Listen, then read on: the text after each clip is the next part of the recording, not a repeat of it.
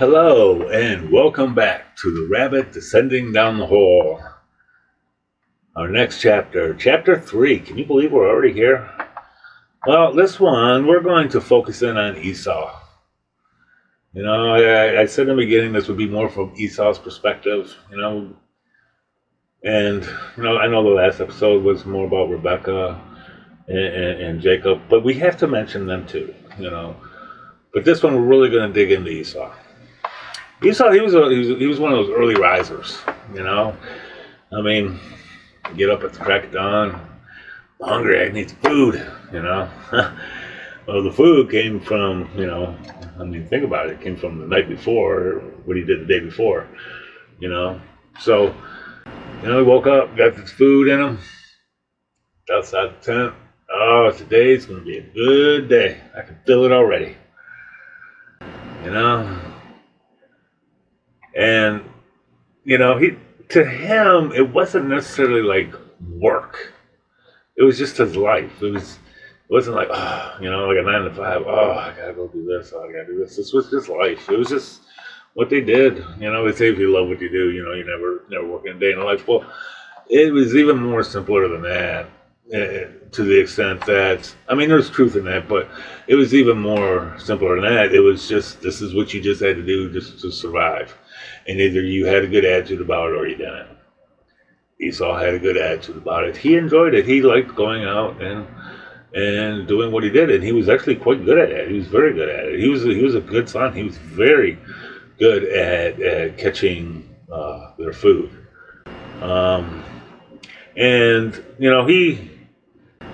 Jacob kind of lived off of him. He really did. He kind of lived off his shirt tails. I'm sure they went out and they did hunting together, and they had some sort of relationship, but it wasn't like this really good brotherly love type of thing. And you could see that there was animosity between those two. And Rebecca had a tendency to lean more towards Jacob because he was the weaker of the two. As far as, maybe that's not the right word. Esau was more like an alpha type, where Jacob, he was more in the background. And there's nothing wrong with being in the background, but, those two types, they can intimidate. Actually, they can intimidate each other because, with Esau being how he was, he was very forward with his thoughts. Straight shooter, I guess could be a good way of putting that, But, he tended the herds. It wasn't just like he was just this wild man that just went out and killed everything. He tended herds. They had gardens.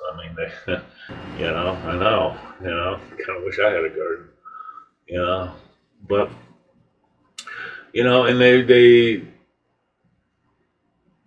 there was that lifestyle. It wasn't necessarily hunter-gatherer per se. It was more, this was just their life. They had the plants, they had this, but they needed meat too, even crave meat, And Esau was quite humble in the sense, he wasn't alpha, but he was quite humble in the sense that he really revered his father, and he really looked up to him, and, he considered him to be the leader of the pack. He felt like he was stronger than his brother, and you could see that. You could definitely see that.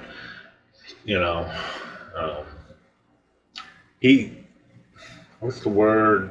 Purpose? He felt like he had more purpose, I think. Esau, he wanted that stability. That's really what his goal was that stability of family, with the lands, with the life that he had and what he wanted to have, and that future. He liked having that stability, and so he did what was necessary to get that stability. He wasn't necessarily, all about getting dad's inheritance or, the destiny of the blessing and things like that. That wasn't in the forefront of his mind.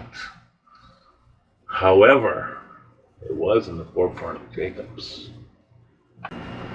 Sneaky little bastard that he was. Like I said, Esau was a straight shooter. Said what he meant. He meant what he said. He was upset. You knew it. He was happy you knew it. He really didn't care. He kind of let you know that too. Esau trusted God, though. Trusted God. He trusted his dad. That was big. Because Jacob did not. And that's what's kind of interesting of that whole thing.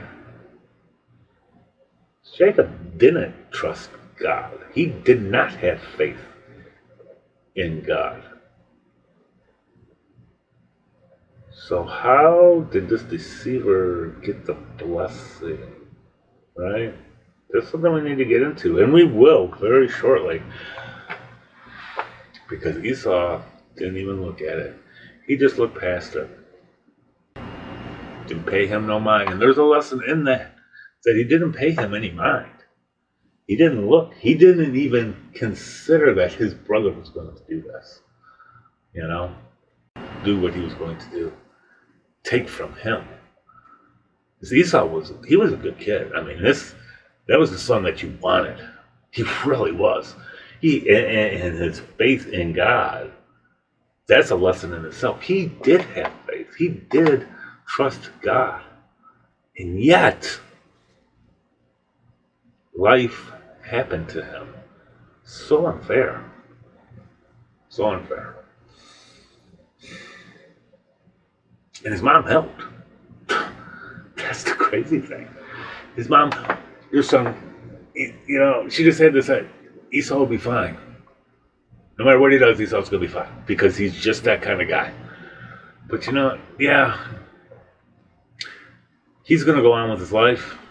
But you know what? I mean, come on. So what happened? We'll get into that next week.